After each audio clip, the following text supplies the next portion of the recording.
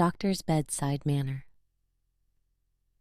In the dimly lit room, where my life hangs in the balance between reality and oblivion, I lay prone and paralyzed, a prisoner within my own body.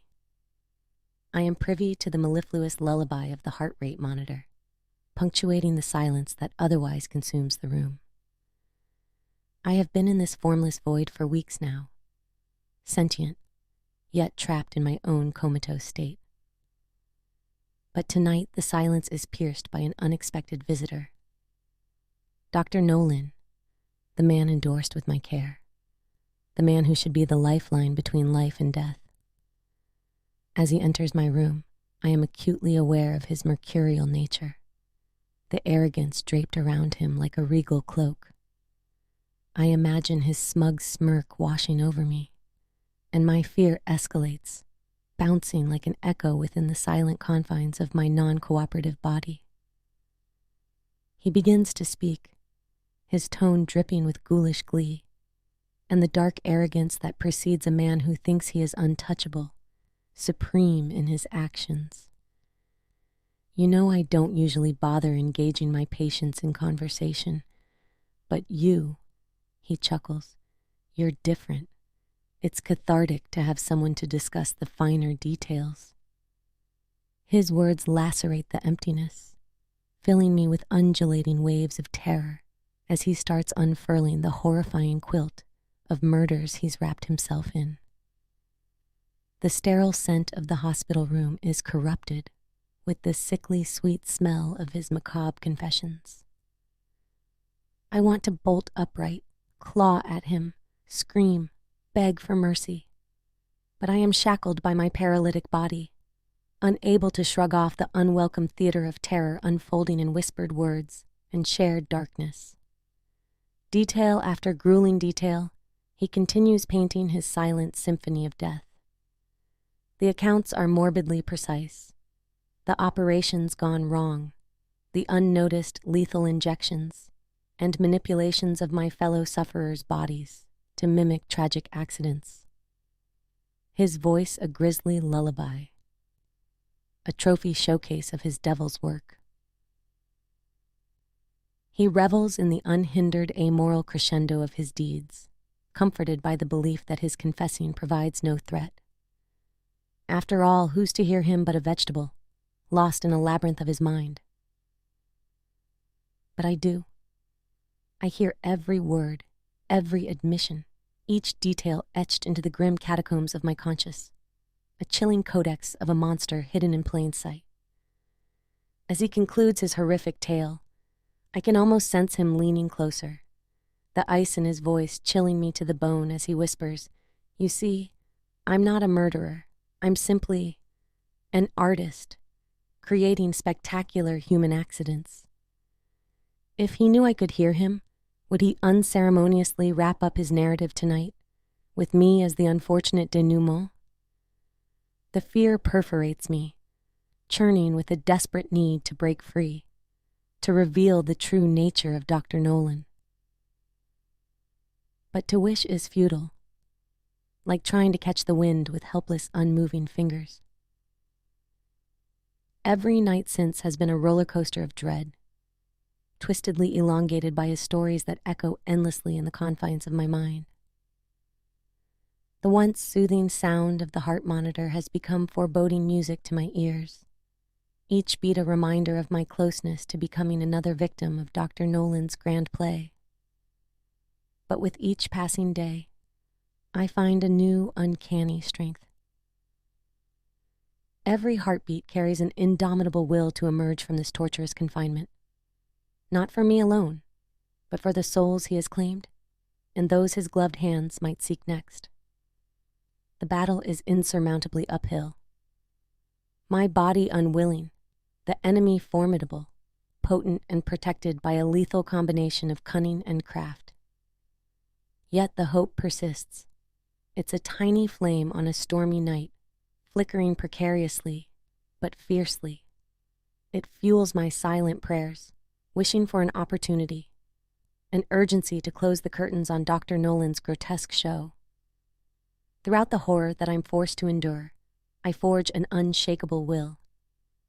Each confession, each moment of terror propels me forward. Soon I hope to stand as the living testimony to his demise, to throw arrogance off its throne and let justice preside. May every night host an orchestra of fear for him when silence finally will not be the doctor's ally, but his downfall. And may the dimly lit room see the revelation of a nightmare that once hid behind the facade of a healer, the serial killer doctor. The knock. Elle and Mark, a newlywed couple with dreams of domestic bliss, embarked on a new chapter in their lives when they acquired a seemingly idyllic home at the end of a quiet street. The deal they secured was too tempting to resist, and despite whispers from the neighbors about the house's troubled history, they brushed off the warnings, attributing them to local gossip. Their excitement turned to apprehension on the first day, as their small dog, a loyal companion named Max, fixated on the basement door, barking incessantly as if sensing an unseen presence. The couple dismissed it, chalking it up to the quirks of a new environment. Days unfolded seamlessly, and they settled into their new home. However, the initial delight gave way to disquiet as peculiar occurrences multiplied. Keys vanished without a trace, and items shifted mysteriously in the dead of night. They dismissed these anomalies, clinging to the belief that they were merely adjusting to their new surroundings. One fateful night, they were roused by a soft, rhythmic pushing sound. Investigating in the morning, they discovered their couch had inexplicably moved a few feet. Unease settled in, but Mark and Elle attributed it to the creaks and groans of an old house. As days passed, the disturbances escalated. A knock in the middle of the night echoed through the house, waking them from their slumber. Disoriented, they found their bedroom window rattling, as if someone were tapping against it. The atmosphere became charged with an inexplicable tension. Alone at home one evening, Elle settled on the couch to watch TV. Max's attention fixated on the basement door again, barking insistently. Frustrated, Elle scolded the dog, only to be silenced by a sudden knock from the basement. Trepidation crawled up her spine as she tried to dismiss it. Another knock followed, the sound reverberating through the house, leaving Elle in a state of paralyzing fear. When Mark returned, Elle recounted the unsettling experience, but they both reasoned that it was likely the house settling. That night, however, Max's frenzied barking escalated. The dog fixated on the bedroom closet, barking louder and more urgently. The couple, now irritated, tried to silence Max until a knock echoed from within the closet. Opening it, they found nothing amiss. Another knock, this time simultaneously at the bedroom door. A chilling voice whispered, "Can I come in?" Panic gripped them as they demanded the intruder leave. The voice responded, "This is my house," sending shivers down their spines. A figure materialized at the bedroom window, a phantom silhouette with a malevolent smile. Frozen in terror, Elle and Mark fled to their car for the night. Returning the next day, they were met with a scene of chaos. Belongings scattered and thrown, a malevolent force asserting its presence. Determined to escape the nightmare, they hastily packed a suitcase and sought refuge in a hotel. Their once promising home had transformed into a haunted abyss, where knocks echoed in the silence and an unseen entity claimed ownership. The air hung heavy with a palpable sense of malevolence, leaving Elle and Mark haunted by the memories of their ill-fated dream home. Arthur. I lean against the stone merlon, and my assigned sword catches itself between the brick and the floor. It is crude metal many times resharpened. If you run your finger against the edge, you can tell. Probably gleaned off some dead soldier, mutilated and scalped by the Cloudborn. My eyes dart left and right down the rows of old stone, rugged and robust. It feels natural, having become routine in the last few hours. I turn over my head, examining the courtyard for any signs of unnatural motion. The yards are expansive and full of foliage, and populated by small and lavish buildings of business. No one is allowed out this late into the curfew, yet a few dark figures drift between the shadows of the roofs. Each sly motion fills me with unease, a potential threat to our safety. Alas, these figures are only part of the nightly trade. Practices deemed unfit for government sanctions, but easy for the Lord and his knights to turn a blind eye to. They refuse to act. They have no will for it. The economy of the city and many others are bolstered solely by the exchange of substance and murder. No citizen, knight, or soldier in Yan has honor, though it is not for the worse. Honor brings pride, pride brings hatred and discrimination, and denies freedoms of men. I quickly whirl my vision back to the ramparts, as if my departure was a window for an assassin to come, or a marauder, or some supernatural force yearning for my demise. Ellen prays across from me. Not many Yanite are versed in the ways of religion, though the funny sight brings me no relief. I look to the ridge of the plateau across the main stem, appearing almost a perfect gradient from the night sky. It is a jagged edge, and fits into the darkness of the nightly heavens like a puzzle piece. You have no need to pray.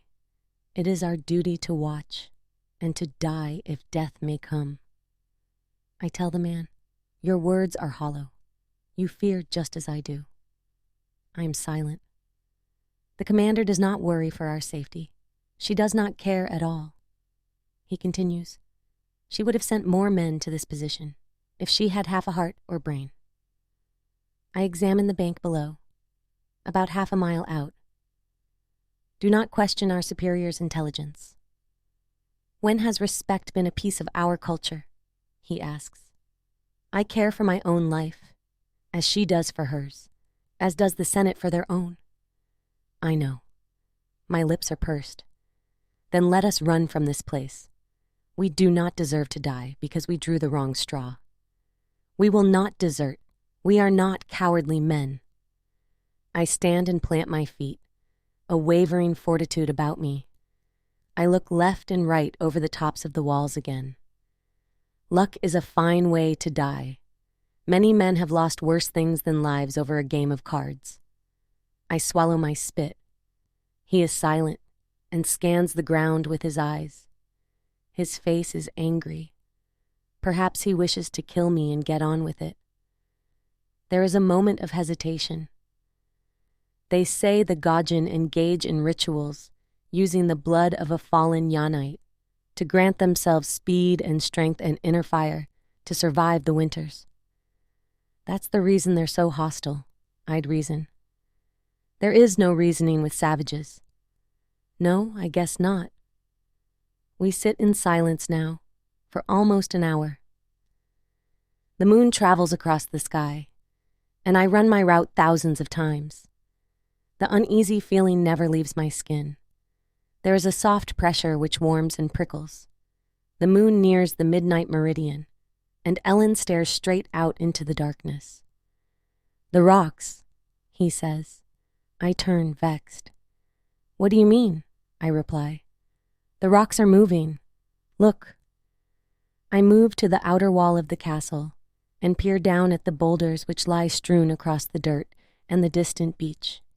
They are still, although the unfocused blackness dances around them. You've turned a fool, I say.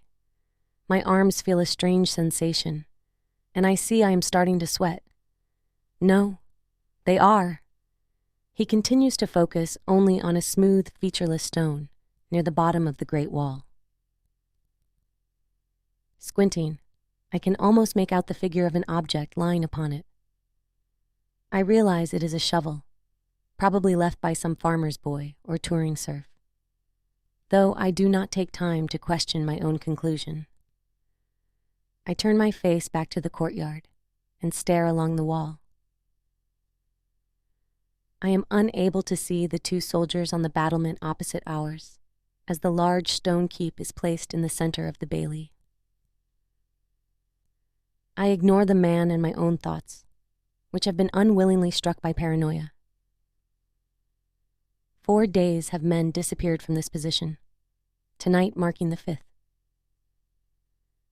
They have vanished without trace or mark of struggle, and the investigations have concluded fruitlessly. I am only 15 young for a soldier. My life has not lasted long enough to be valuable, I think. I suppose I am not much worth risking to defend my city. Ellen, though, is different. His family has status beyond his position. They are a family of vassals, religious men. His grandfather is the reigning priest in the Lord's court. His family would be furious if they found out he was put in such a dangerous position, abandoned by the guard he serves. He has left his sight and scans the ground once again. The wall is almost 200 feet high. In fact, I've heard it regarded as one of the architectural marvels of the world. The eastern wall was built as such, to guard the city from the treacherous sky. The plateau, located across the river, houses hordes of barbarians and sorcerers and farmers that would burn their farm down if a crude man born, not of their blessed ground, stepped inside its land. 3 decades ago, they became more aggressive, raining rocks and arrows the size of men on the roads. They raided villages, tied children up in a row, and then set them alight like a wick, so it would spread from body to next. They raped the women and sodomized the men and strew the cattle's guts out in rings along the paths. They terrorized the country for weeks. It was then plans for the castle Mokon to be constructed were made. The Gajin's axe grew the infamy they must have wished for, and the combined forces of Yan and the city of Bloom, who serves the dry lands, slaughtered every force outside of the plateau itself. By this time, due to an unwavering haste of the workers, either of urgency or fear, the castle had been finished. The brutes have waited and bred and are becoming restless once more. Horses that have wandered too close to the edge where the forest meets the ground have been seen disemboweled, and only a few days ago, a man was found hanging from a spear through his head, plunged straight into the bark of a thick tree. There have been numerous but unconfirmed reports of skinless bodies on the trail sides, alone and isolated, seemingly left behind by their parties, or foolishly traveling by themselves. Now my unwilling companion prays once more. Nearly a half hour passes before he gets off the ground.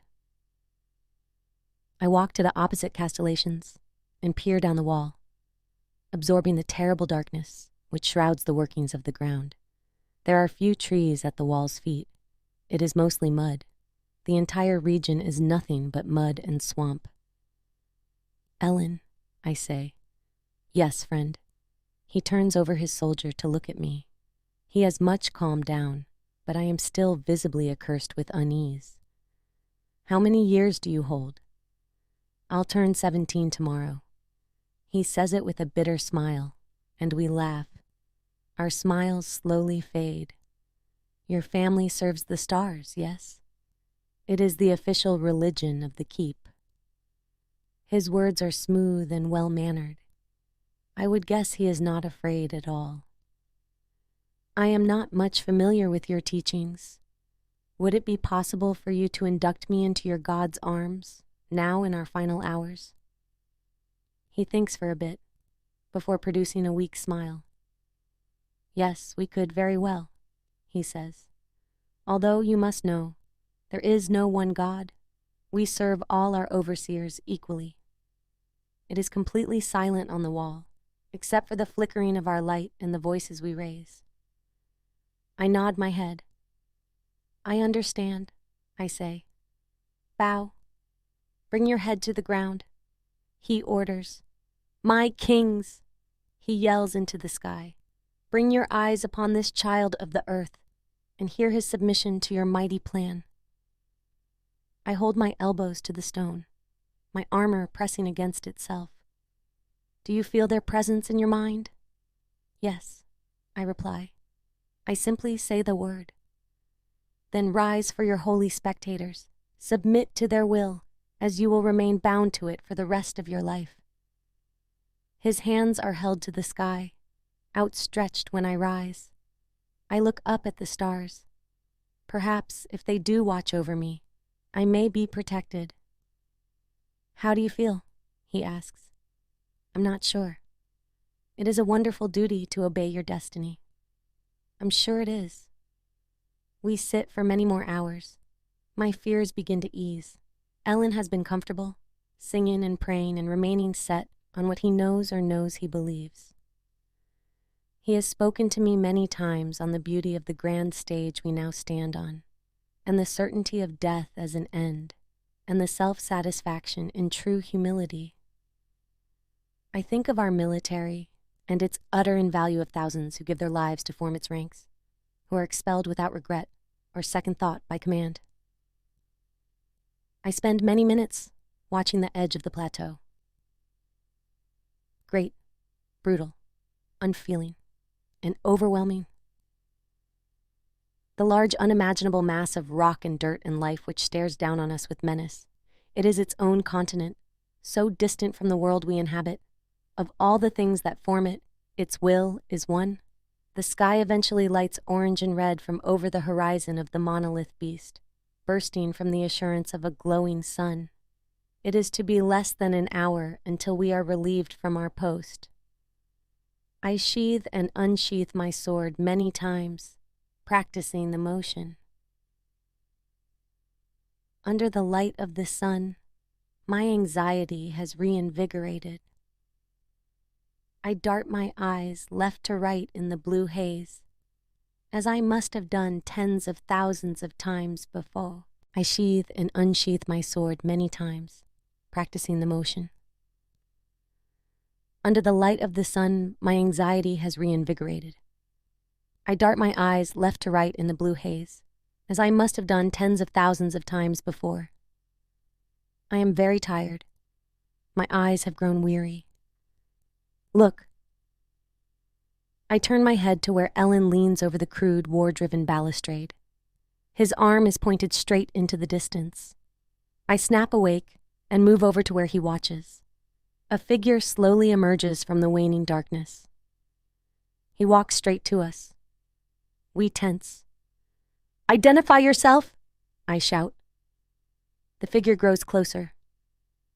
It is a strange creature, a man who seems to rival the height of a small elephant and holds an unnatural slenderness. In his right hand lies a similarly attenuated instrument, a marble staff which bends and twists as though it were a living thing growing around itself. The gate is on the far side, I call once more. He stops to look up at me, but then continues on his slow towards where we stand. Do my words reach your ear? He stops perhaps 20 feet from the base of the wall. He raises his staff high. Confused, I turn to look at Ellen. The sight before me is like nothing I have ever seen. His flesh bends and rips like it is a sentient being who wishes nothing more than to escape its staunch prison of muscle and bone. It pulls away from his body downward, towards where the odd man stands hunched. He is close enough that I can see his face. He is hairless and horribly disfigured. His eyes twist around each other. His nose lies crooked across the center. His mouth bends downwards as if in an eternal frown, and his chin juts out inches further than anything surrounding it. He stands with his staff in his right hand, raised into the air, and his palm outstretched in a similar fashion. Ellen's body is silent, as the lurching and stretching flesh which encircles it pulls him off the edge of the tower. I am frozen in shock. I look down at my hands and my arms, watching my own skin wrench itself away from my body, break apart and tear from my back and slide down my arms. The force pulls me off the edge of the castle wall, and I fall stiff. I attempt to cry of danger or scream, though I reach for a voice I no longer have. I do not feel any pain.